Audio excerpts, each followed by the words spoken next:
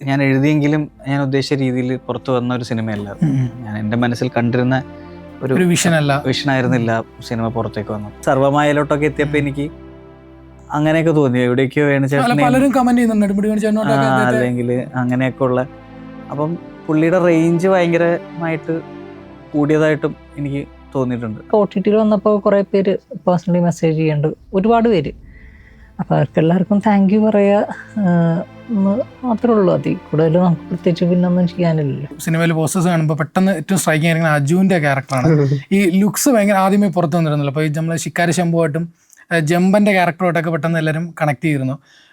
അജു വർഗീസ് എന്താണ് ക്യാരക്ടർ, ഞെട്ടിക്കുമോ ഈ സിനിമയിൽ? പുള്ളി ടൈഗർ തമ്പി എന്ന് പറഞ്ഞിട്ടൊരു വില്ലനാണ്. അജുവാണ് വില്ലനാണ്. അപ്പൊ എങ്ങനെയാണ് ആ ക്യാരക്ടറിന്റെ ഒരു ട്രൈറ്റ്സ് ഒക്കെ എങ്ങനെയായിരിക്കും? എല്ലാം കുറച്ച് സ്ലൈറ്റ്ലി ആനിമേറ്റഡ് ക്യാരക്ടേഴ്സാണ്. നമ്മളൊരു കോമിക് ബുക്കിന്റെ സ്വഭാവത്തിൽ പോകുന്ന ഒരു സിനിമയാണ്. പക്ഷെ പുള്ളി ഭയങ്കര രസമായിട്ട് അത് ക്യാരക്ടർ ചെയ്തിട്ടുണ്ട്. ട്രേറ്റ്സ് പറയാനല്ലോ, ട്രേറ്റ്സ് തന്നെ ആദ്യത്തെ കോമഡിയാണ് പുള്ളിയുടെ. പറഞ്ഞു കഴിഞ്ഞാൽ പിന്നെ ചിലപ്പോൾ ഇപ്പം നീരജ് ഇപ്പം ലവ് അണ്ടർ കൺസ്ട്രക്ഷനിലൊക്കെ അജുവിൻ്റെ കൂടെ അഭിനയിച്ച ഒരാളാണ്. ഗംഭീര പെർഫോമൻസ് ആയിരുന്നു അതിൽ. അപ്പോൾ നമ്മൾ മലർവാടിയിൽ ആ കുട്ടു എന്ന് പറഞ്ഞ ക്യാരക്ടറിൽ നിന്ന് ഇപ്പോൾ ഇത്രയും വർഷം എത്തുമ്പോൾ അജു വർഗീസ് എന്ന് പറഞ്ഞ ആക്ടർ ഭയങ്കര ഗ്രോത്ത് ഉണ്ടായിട്ടുണ്ടല്ലോ. അപ്പോൾ ഏത് ക്യാരക്ടറും ചെയ്യാൻ പറ്റുന്ന, ഇപ്പോൾ വില്ലനായിട്ടും നായകനായിട്ടും ക്യാരക്ടർ ആർട്ടിസ്റ്റായിട്ടും ഒക്കെ ഞെട്ടിക്കുന്ന ഒരാളാണ് അജു വർഗീസിൻ്റെ ആർട്ടിസ്റ്റ്. അദ്ദേഹത്തിൻ്റെ ഒരു ഗ്രോത്തിന് നിങ്ങൾ ആർട്ടിസ്റ്റ് കാണുന്നത് എങ്ങനെയാണ്? അജുവേട്ടനെ എനിക്ക് ഇപ്പോൾ മലർവാടിയിൽ കാണുമ്പം തോന്നിയതിനേക്കാൾ എത്രയോ ഇവോൾവായി അതിലെനിക്ക് വളരെ പ്ലെയിൻ ആയിട്ടുള്ളൊരു ആർട്ടിസ്റ്റായിട്ടാണ് തോന്നിയത്. അങ്ങനെ ഒരുപാട് ലെയേർഡായിട്ടൊന്നും തോന്നിയിട്ടില്ല. പക്ഷെ പുള്ളി അതിന് ശേഷം എഫേർട്ട് എടുത്ത് പുള്ളി ഗ്രോ ചെയ്ത്,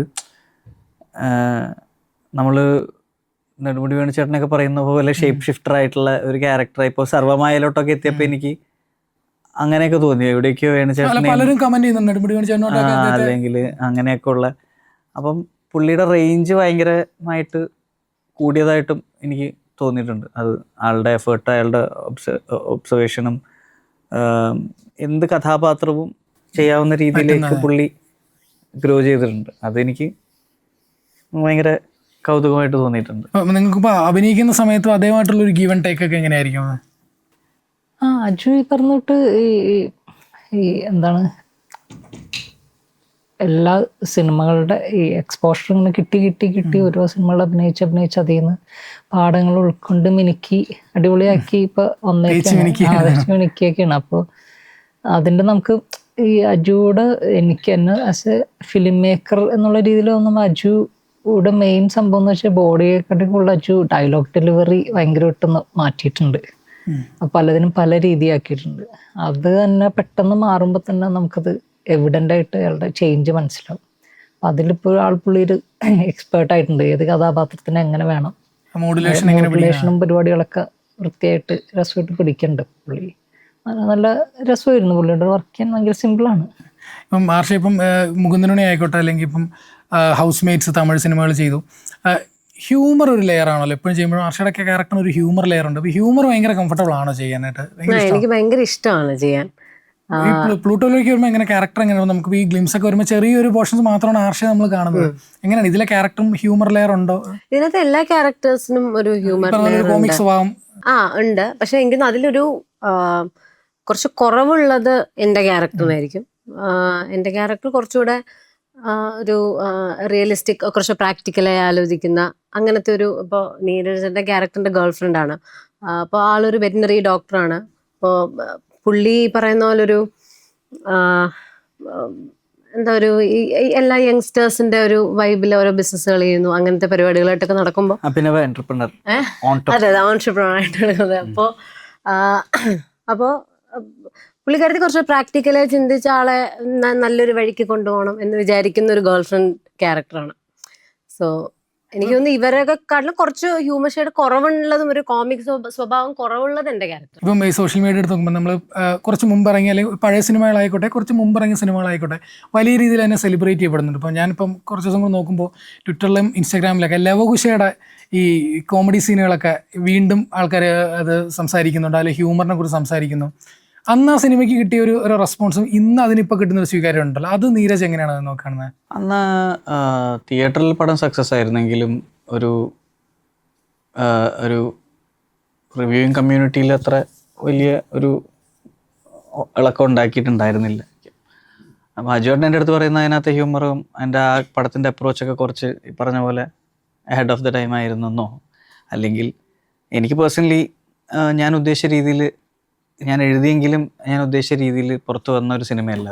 ഞാൻ എൻ്റെ മനസ്സിൽ കണ്ടിരുന്ന ഒരു വിഷനായിരുന്നില്ല സിനിമ പുറത്തേക്ക് വന്നപ്പോൾ.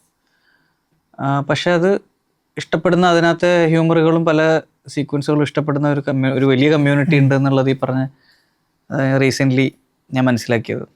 അപ്പോൾ അതിനൊരു സീക്വൽ ഉണ്ടെങ്കിൽ അത് കാണാൻ ആഗ്രഹിക്കുന്ന ആളുകളുണ്ടെന്ന്.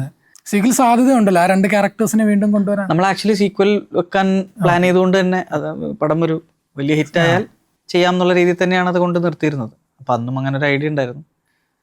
ഇന്നതും തള്ളിക്കളയാനാകാത്തൊരു സാധ്യത ഇപ്പോഴും ഉണ്ട്. അജുവേട്ടൻ എൻ്റെ അടുത്ത് ഇടയ്ക്ക് ചോദിക്കാറുണ്ട്, എടാ ഞാൻ മെലിയാം നീ എഴുത് എന്നൊക്കെ പറയും. ഞാൻ അങ്ങനെ ഒരു കറക്റ്റ് ഒരു ഐഡിയയിൽ ഞാൻ ഇതുവരെ ലാൻഡ് ആയിട്ടില്ല. അതുകൊണ്ട് പറയാൻ പറ്റില്ല, ഇറ്റ് കുഡ് ഹാപ്പൻ. ഇപ്പോൾ ഇതുപോലെ തന്നെ എടുത്ത് പറയേണ്ട ഒരു ക്യാരക്ടറാണ് ഈ വർഷങ്ങൾക്ക് ശേഷത്തിലെ ക്യാരക്ടർ. ഒരു ചെറിയ സ്പേസിൽ വന്നിട്ട് ഭയങ്കര ചിരിപ്പിച്ച ക്യാരക്ടറുണ്ട്. അത് ഇൻ്റർവെൽ ഒരു പടം സീരിയസ് ആയിട്ട് പോയിട്ട് ഇൻ്റർവെല്ലിന് ശേഷം പെട്ടെന്ന് നീരജിൻ്റെ ക്യാരക്ടർ വരുമ്പോൾ ഇങ്ങനെ ഒരു ഹ്യൂമർ നീരജ് കൊണ്ടുവരുമെന്ന് പ്രതീക്ഷിക്കുന്നില്ലല്ലോ. ഈ ഡയലോഗും ബേസിലായിട്ടുള്ള ഭയങ്കര ഡയലോഗും അതെങ്ങനെയായിരുന്നു ഒരു വിനീത് സ്കൂളിലൊരു പാർട്ടാവുക എന്ന് പറയുന്നത്? ഞാൻ പുള്ളിയുടെ കൂടെ പണ്ടേ ചെയ്ത് വടക്കൻ സെൽഫി ഒക്കെ ചെയ്തിട്ടുള്ളതാണല്ലോ. അപ്പോൾ എനിക്ക് അറിയുന്ന സ്കൂളാണ് അവരെല്ലാവരും. നമ്മുടെ അവിടെ ഞാൻ വിചാരിച്ചു എന്നോടൊരു ക്യാമിയോ ചെയ്യുമെന്ന് ചോദിച്ചു. ഞാൻ ക്യാമിയോ ചെയ്തു. അതിൽ പകുതി ഡയലോഗ് ഡബിലൊക്കെ ഇട്ടിരിക്കുന്നു. തിരിഞ്ഞു വെക്കുമ്പോഴും സൈഡിൽ ഡബ് ചെയ്ത് കുറേ സാധനങ്ങൾ അങ്ങനെയൊക്കെ ഇട്ടതാണ്. പക്ഷെ അത് തിയേറ്ററിൽ വന്നപ്പോൾ ഭയങ്കര ശരിയായി. ആക്ച്വലി ഞാൻ മുന്നേ പറയായിരുന്നു, ആ ഒരു ക്യാമിയോക്ക് കിട്ടിയ സ്വീകാര്യത actually made me think about doing A full fleshed comedy movie. ഈ പടമൊക്കെ ഉണ്ടാകുന്നതിൻ്റെ പിറകിൽ അതൊരു റീസൺ ആയിരുന്നു. അതായത് ഞാൻ വളരെ കംഫർട്ടബിളായി ചെയ്തുകൊണ്ടിരുന്നൊരു ജോണർ ആയിരുന്നു ഹ്യൂമർ. അപ്പം എവിടെയോ വെച്ച് നമ്മളത് അങ്ങ് വിട്ടുപോയോ, സീരിയസ് ആയി പോയോ. അപ്പം ഇത് ഈ കഥാപാത്രം വന്നപ്പോഴേക്കും അത് നമ്മളെ ചെയ്യാമെന്ന് തീരുമാനിക്കുന്ന ഒരു റീസൺ ആ ക്യാമിയോയും കൂടെ ഉണ്ടെന്ന് ഞാൻ പറയുന്നത് ധൈര്യമാണ്. അതെ അതെ അതെ, അതുകൂടി അതിൻ്റെ റീസൺ ആണ്. അൽത്താഫ്, ഇപ്പോൾ ധ്യാൻ ഞങ്ങൾ മുൻപ് ഇന്റർവ്യൂ എടുക്കുന്ന സമയത്ത് ഈ ധ്യാൻ ഒടുങ്ങുര ചാടുങ്ങിനെ കുറിച്ച് സംസാരിച്ചിരുന്നു.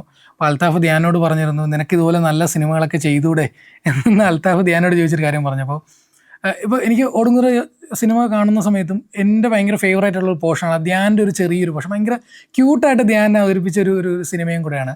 ധ്യാനുമായിട്ടുള്ളൊരു വർക്കിംഗ് എക്സ്പീരിയൻസ് എങ്ങനെയാണ്? നിങ്ങളുടെ ഒരു ഹ്യൂമർ അലൈൻ ആവുക എന്നത്? ധ്യാനായിട്ട് ഈ പറഞ്ഞ പോലെ എനിക്ക് സിനിമയിൽ വന്നതിന് ശേഷം ധ്യാൻ നായകനായ സിനിമയിൽ അഭിനയിക്കാൻ പോയപ്പോൾ അങ്ങനെ പരിചയപ്പെട്ടൊരു ഇതാണ്. പക്ഷെ നമ്മൾ തമ്മിലൊരു എന്തൊരു സംസാരമൊക്കെ ഭയങ്കര സ്ട്രെയിറ്റ് ഫോർവേഡ്, നമുക്കൊരു എന്തൊരു ആത്മബന്ധം ഉണ്ട് ഞങ്ങൾ തമ്മിൽ. ഇടയ്ക്ക് വിളിക്കുള്ളൂ, പക്ഷെ വിളിച്ചു കഴിഞ്ഞാലും സംസാരിക്കണൊക്കെ ഭയങ്കര സിനിമ എല്ലായിരിക്കും, മിക്കവാറും വേറെ പല കാര്യങ്ങളൊക്കെ ആയിരിക്കും, എന്നാലും ഒരു ഇതുണ്ട്. അപ്പം എനിക്ക് ആ കഥാപാത്രം ഇത് ചെയ്യാൻ നേരത്തെ എനിക്ക് ധ്യാനെ തന്നെ വേണം എന്നുണ്ടായിരുന്നു. കാരണം ധ്യാൻ ആസ് എൻ ആക്ടർ എനിക്ക് ഭയങ്കര ഇഷ്ടമാണ്. പുള്ളിയുടെ ഇഷ്ടമാണ് പുള്ളി ചെയ്യുന്ന സിനിമകൾ, അത് എനിക്കൊന്നും ചെയ്യാൻ പറ്റില്ല.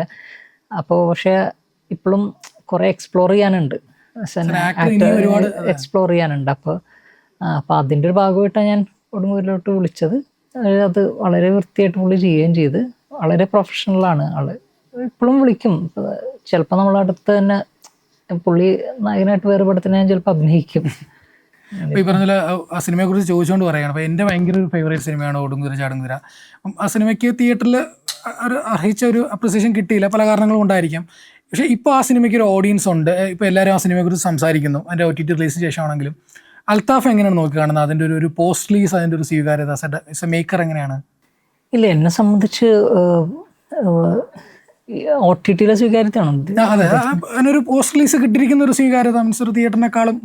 ഇല്ല, എന്നെ സംബന്ധിച്ച് തിയേറ്റർ തന്നെയാണ് അൾട്ടിമേറ്റ്. കാരണം തിയേറ്ററിൽ ഓടിയിട്ടാണ് ഇപ്പം എനിക്ക് അപ്രിസിയേഷൻ കിട്ടുന്നത്, ഫിലിം മേക്കറിന് അപ്രിസിയേഷൻ കിട്ടുന്ന കാര്യമല്ല. എനിക്ക് ഫസ്റ്റ് ഓഫ് ഓൾ ഇതിൻ്റെ ബ്രേക്ക് ഈവൻ ആവുക, ഇതിൽ കാശ് മുടക്കിയ ആൾക്ക് കാശ് തിരിച്ചെടുക്കുക എന്നുള്ളതാണ് അൾട്ടിമേറ്റ് പ്രയോറിറ്റി.